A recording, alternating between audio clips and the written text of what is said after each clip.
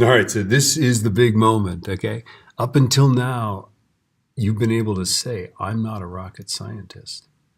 But after this moment, you're going to have to say something lame like, I am a rocket scientist, but I'm not very good at it. Okay, so sorry. Okay, so the good news is we're going to use this same construct here, the force times the time. This is impulse, right? Right, and this is just like Star Trek, right? They talk about impulse engines, right? Is mass times change in velocity. Same word, by the way. Okay, so, but we're just going to recast this, okay? The mass now is the mass of the fuel burned, okay?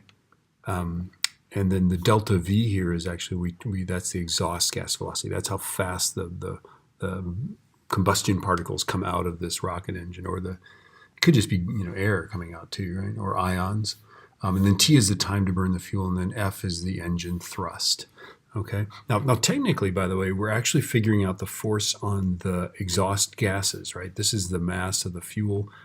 We're really figuring out the force on the fuel. But if the fuel is exerting a force, if we're exerting a force down on the fuel exerts a force up on the rocket. So they're the same force, right? This is Newton's third law. Okay, and then just a little word about the design of rockets or something like that. The force ultimately ends up being mass over time times delta V. This thing in the parentheses is the fuel burn rate. Okay, that's the burn rate, and that's like kilograms per second.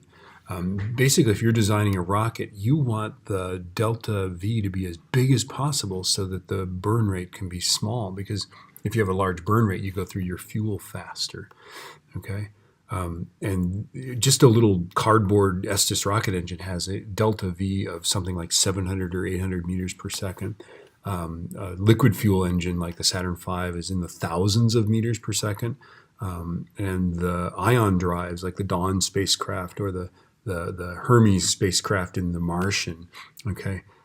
Those have exhaust velocities. Ion drives exist and have exhaust velocities of tens of thousands of meters per second.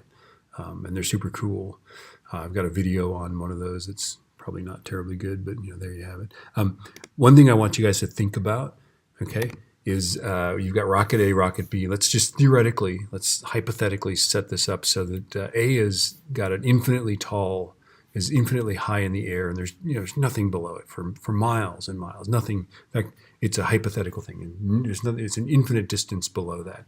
Okay, and let's put these in a vacuum. Okay, so we've got a vacuum around these, and this is shooting down. There's nothing here for it to hit, and here we've got something that the exhaust gases hit.